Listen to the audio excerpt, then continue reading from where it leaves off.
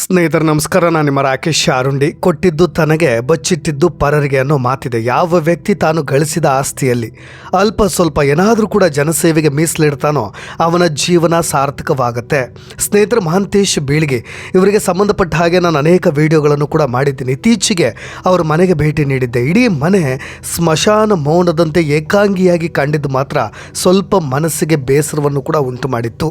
ಮಗಳು ಹಾಗೂ ಪತ್ನಿ ರೇಖಾ ಮೇಡಮ್ ಇಬ್ಬರು ಕೂಡ ಅವರು ಮನೆಗೆ ಬೀಗವನ್ನು ಹಾಕಿ ತವರು ಮನೆಗೆ ಹೋಗಿ ಸೇರಿಬಿಟ್ಟಿದ್ರು. ಯಾಕೆಂದರೆ ಸ್ವಲ್ಪ ಆ ನೋವಿನಿಂದ ಹೊರಗೆ ಬರಲಿಕ್ಕೆ ಆ ಮನೆ ಅಷ್ಟು ನೋವನ್ನು ಕೊಡ್ತಾ ಇತ್ತು, ಅಷ್ಟು ಕಾಡ್ತಾ ಇತ್ತು, ಅಷ್ಟು ಒಂದು ರೀತಿಯಾಗಿ ಏಕಾಂತದ ಭಾವವನ್ನು ಕೊಡ್ತಾ ಇತ್ತು.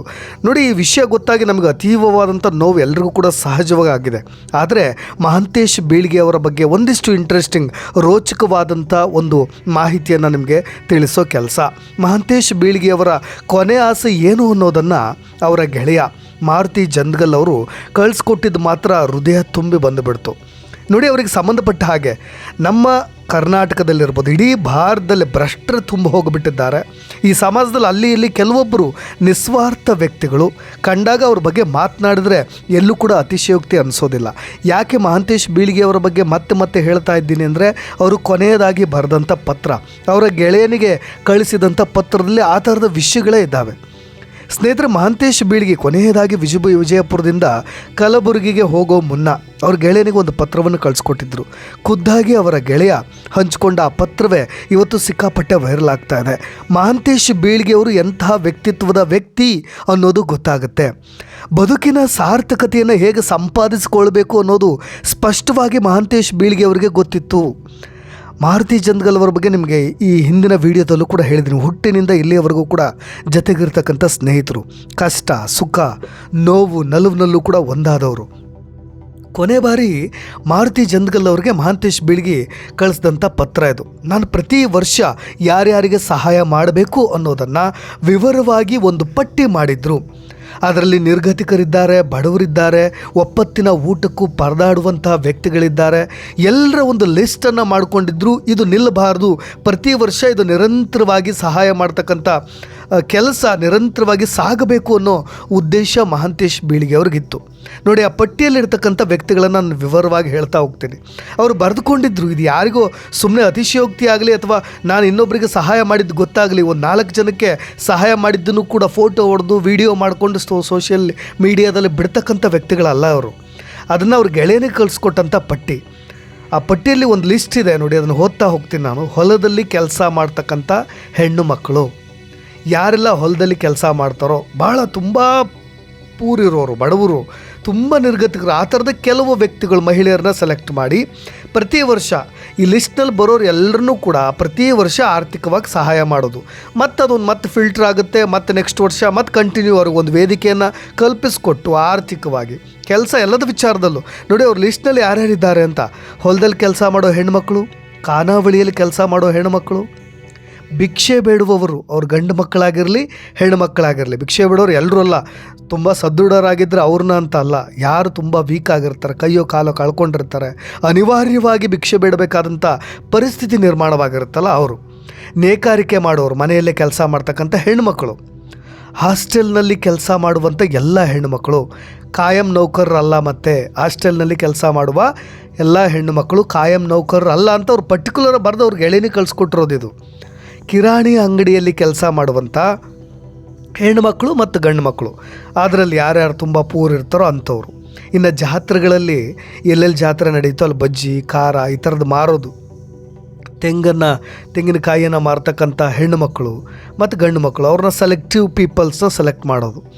ನೋಡಿ, ಮೇಲ್ಜಾತಿ ಕೆಳಜಾತಿ ಅನ್ನೋದು ಅವ್ರಿಗೂ ಕೂಡ ಭಿನ್ನಾಭಿಪ್ರಾಯ ಇರಲಿಲ್ಲ. ಆದರೂ ಕೂಡ ಮೇಲ್ಜಾತಿಯವರು ಎಲ್ಲಾದರೂ ಕಡು ಬಡತನದಲ್ಲಿ ದುಡಿತಾ ಇದ್ದಂಥ ಜನರಿದ್ದರೆ ಅವರಿಗೆ, ಇನ್ನು 5 ಜನ SC ಮತ್ತು 5 ಜನ ST, ಅದರಲ್ಲಿ ಸೆಲೆಕ್ಟಿವ್ ಪೀಪಲ್ ಯಾರಾದರೂ ತುಂಬ ಸಾಧನೆ ಮಾಡಿದರೆ ಅವರಿಗೆ ಸನ್ಮಾನ ಮಾಡೋದು ಮತ್ತು ಆರ್ಥಿಕವಾಗಿ ಸಹಾಯ ಮಾಡೋದು, ಗುರುತಿಸೋದು ಅವ್ರನ್ನ. ಕೊರವರು, ಮಾದಿಗರು, ಹಲಿಗೆ ಹೊಡೆಯೋರು, ಒಡ್ಡರು, ಮುಸ್ಲಿಂ ಸಮುದಾಯದ ಬಡವರು. ನೋಡಿ, ಇಲ್ಲಿ ಧರ್ಮಕ್ಕೂ ಕೂಡ ಅವರು ಯಾವುದಕ್ಕೂ ಸೀಮಿತವಾಗಿಲ್ಲ, ಬೇರೆ ಅನ್ಯ ಧರ್ಮೀದವ್ರನ್ನೂ ಕೂಡ ಗುರುತಿಸುವಂಥ ಕೆಲಸ ಮಾಡ್ತಾಯಿದ್ರು. ಮನೆ ಕೆಲಸ ಮಾಡ್ತಕ್ಕಂಥ ಮನೆ ಕಟ್ಟೋರು ಇರ್ಬೋದು, ಹೊಲಿಗೇರಿಯಲ್ಲಿ ಇರೋರು, ಕಡು ಬಡವ ಬ್ರಾಹ್ಮಣರು, ನಾವು ಉನ್ನತ ವರ್ಗ ಅಂತೀವಿ, ಬ್ರಾಹ್ಮಣರಲ್ಲೂ ಕೂಡ ಕಡು ಬಡವರಿದ್ದಾರೆ, ಅವ್ರನ್ನೂ ಕೂಡ ಗುರುತಿಸಬೇಕು. ಅವ್ರಿಗೂ ಕೂಡ ಏನಾದರೂ ಸಹಾಯ ಮಾಡಬೇಕು ಅನ್ನೋ ವಿಚಾರ. ಬಣ್ಣ ಮಾಡ್ತಕ್ಕಂಥ ನೇಕಾರರು, ಬಡ ಚಪ್ಪಲಿ ಹೊಲಿತಕ್ಕಂಥವ್ರು, ಅನೇಕರು ಇವ್ರನ್ನೆಲ್ಲರೂ ಗುರುತಿಸಬೇಕು ಅಂತ ಸ್ನೇಹಿತನಿಗೆ ಮಾರುತಿ ಜಂದಗಲ್ ಅವರಿಗೆ ಇದೊಂದು ಲಿಸ್ಟನ್ನು ಕಳಿಸಿ, ಇದು ತುರ್ತು ಆಗಬೇಕು, ಆದಷ್ಟು ಬೇಗ ಆಗಬೇಕು. ಪ್ರತಿ ವರ್ಷ ನಾನು ಈ ರೀತಿ ನಾನು ದುಡಿದ ಹಣದಲ್ಲಿ ನಿರಂತರವಾಗಿ ದುಡಿದ ಪ್ರತಿಶತ ಇಷ್ಟನ್ನು ನಾನು ಇಡಬೇಕು ಅವರಿಗೋಸ್ಕರ. ನಾನಷ್ಟೇ, ನನ್ನ ಕುಟುಂಬವಷ್ಟೇ ಬದುಕೋದಿಲ್ಲ. ಕೋಟಿ ಕೋಟಿ ಆಸ್ತಿಯನ್ನು ಕುಟುಂಬಕ್ಕೋಸ್ಕರವೇ ಮಾಡ್ಕೊಳ್ಳೋರಿದ್ದಾರೆ, ಆಸ್ತಿಯನ್ನು, ಆ ಪ್ರಾಪರ್ಟಿಗಳನ್ನು ಮಾಡ್ಕೊಳ್ಳೋರಿದ್ದಾರೆ. ಆದರೆ ಆ ದುಡಿದ ಒಂದಿಷ್ಟು ಹಣದಲ್ಲಿ ಈ ಥರ ಸಹಾಯ ಮಾಡಬೇಕು ಅನ್ನೋ ವ್ಯಕ್ತಿತ್ವ. ಇಷ್ಟನ್ನು ಫ್ರೆಂಡ್ಗೆ ಕಳಿಸಿ, ಇದು ನಿಲ್ಲಬಾರ್ದು, ನಾನು ಇರೋವರೆಗೂ ಜೀವನ ಪರ್ಯಂತ ಇದು ಆಗಬೇಕು ಅಂತ. ನಾನು ಈ ಪಟ್ಟಿಯಲ್ಲಿ ಸೂಕ್ಷ್ಮವಾಗಿ ಗಮನಿಸಿದ್ದು ನೋಡಿ, ಜಾತಿ ಇಲ್ಲ, ಪರ್ಟಿಕ್ಯುಲರ್ ಇದೇ ಜಾತಿಗೆ ಮೀಸಲಿಲ್ಲ, ಮತ ಇದೇ ಮತಕ್ಕೆ ಇದೇ ಧರ್ಮಕ್ಕೆ ಅಂತ ಇಲ್ಲದೆ ಭೇದ ಮಾಡದೆ ಈ ಪಟ್ಟಿಯನ್ನು ಮಹಾಂತೇಶ್ ಬೀಳಿಗೆ ಅವರು ಮಾಡಿದ್ದಾರೆ. ಸ್ನೇಹಿತರೆ, ರಾಜಕಾರಣಿಗಳು ಮಾಡಬೇಕಾದಂಥ ಕೆಲಸ ಇದು. ರಾಜಕಾರಣಿಗಳು ತಮ್ಮ ಸಮುದಾಯದ ಪರವಾಗಿ ಕೆಲಸ ಮಾಡ್ತಿದ್ದಾರೆ. ತಮ್ಮ ಸಮುದಾಯದ ವತಿಯಿಂದ ನಾನು ಅವ್ರ ಪರವಾಗಿ ಇಲ್ಲಿ ನಾಯಕನಾಗಿದ್ದೀನಿ, ಅವರಿಗೋಸ್ಕರವೇ ಮಾಡಬೇಕು ಅನ್ನೋ ನಿಟ್ಟಿನಲ್ಲಿ ಅವರು ಆಲೋಚನೆಯಲ್ಲಿದ್ದಾರೆ. ಇನ್ನು ಮಠ ಮಾನ್ಯ ಸ್ವಾಮೀಜಿಗಳು ಸೇವಾ ಮನೋಭಾವವನ್ನು ಮೆರಿಬೇಕಾದಂಥವ್ರು ತಮ್ಮ ಮತದ ಪರವಾಗಿ, ತನ್ನ ಜಾತಿಗಳ ಪರವಾಗಿ ಅವರು ವಕಾಲತ್ತು ವಹಿಸ್ತಾ ಇದ್ದಾರೆ. ತಮ್ಮ ಜಾತಿಯ ನಾಯಕನೇ ಗೆಲ್ಲಬೇಕು ಅಂತ ಸರ್ಕಾರದ ನಾಯಕರು ಮಾಡಬೇಕಾದಂಥ ಸೇವಾ ಮನೋಭಾವದ ಕೆಲಸಗಳನ್ನು ಒಬ್ಬ ಸರ್ಕಾರಿ ಅಧಿಕಾರಿ ಆಲೋಚನೆ ಮಾಡ್ತಾರೆ ಅಂದರೆ ಅದು ಗ್ರೇಟ್ ಅಲ್ವಾ? ನೋಡಿ, ನಾನು ಹೇಳ್ತಾ ಇರೋದು ಅದಕ್ಕೆ. ಬಡತನದಲ್ಲಿ ಬೆಂದವರಿಗೆ, ನೊಂದವರಿಗೆ, ಆ ಬಡತನವನ್ನು ಅನುಭವಿಸಿದವರಿಗೆ ಸರಿಯಾದ ಹುದ್ದೆಗಳು ಸಿಕ್ಕರೆ ಈ ರೀತಿಯಾಗಿ ಸಮಾಜದಲ್ಲಿ ಒಳ್ಳೆಯ ಕೆಲಸಗಳು ಕೂಡ ಆಗ್ತವೆ. ಇವ್ರನ್ನ ನೋಡಾದರೂ ನಮ್ಮ ರಾಜಕಾರಣಿಗಳು ಕಲಿಬೋದೋ ಏನೋ. ಅವ್ರಿಗೆ ತಮ್ಮ ಹುಟ್ಟೂರು ಬೆಳಗಾವಿಗೆ DC ಆಗಬೇಕು ಅನ್ನೋ ಬಹಳ ದೊಡ್ಡ ಮಹತ್ವಾಕಾಂಕ್ಷೆ ಕೂಡ ಇತ್ತು. ಆದರೆ ಅದು ಆಗದೆ ಹೋಯ್ತಲ್ಲ ಅನ್ನೋ ಒಂದು ಕೊರಗು ಸಹಜವಾಗಿ ಎಲ್ರಿಗೂ ಕೂಡ ಇದೆ. ಸದ್ಯ ಬೀಳಿಗೆ ಅವ್ರ ಮಗಳಿಗೊಂದು ಹುದ್ದೆ ಸಿಗಬೇಕು ಅನ್ನೋ ನಿಟ್ಟಿನಲ್ಲಿ ಸರ್ಕಾರಕ್ಕೆ ವಿಜಯೇಂದ್ರ ಯಡಿಯೂರಪ್ಪರವ್ರ ಪುತ್ರ ಅವರು ಕೂಡ ಪತ್ರ ಬರೆದಿದ್ರು. ಆ ನಿಟ್ಟಿನಲ್ಲಿ ಪ್ರಯತ್ನಗಳು ಕೂಡ ಆಗ್ತಾಯಿದೆ. ಆ ನಿಟ್ಟಿನಲ್ಲಿ ಮಾರುತಿ ಜಂದಗಲ್ ಅವರು ಆ ಕುಟುಂಬದವ್ರ ಜೊತೆ ತುಂಬ ಅತ್ಯಾಪ್ತರು. ಮಹಾಂತೇಶ್ ಬೀಳಿಗೆ ಅವರ ತುಂಬ ಕ್ಲೋಸೆಸ್ಟ್ ಪರ್ಸನ್, ಬಾಲ್ಯದಿಂದ ಹಿಡಿದು ಇಲ್ಲಿಯವರೆಗೂ ಕೂಡ. ಹಾಗಾಗಿ ಅವ್ರ ಕುಟುಂಬದ ಜೊತೆ ಮಾರುತಿ ಜಂದಗಲ್ ಅವರು ನಿಂತ್ಕೊಂಡಿದ್ದಾರೆ.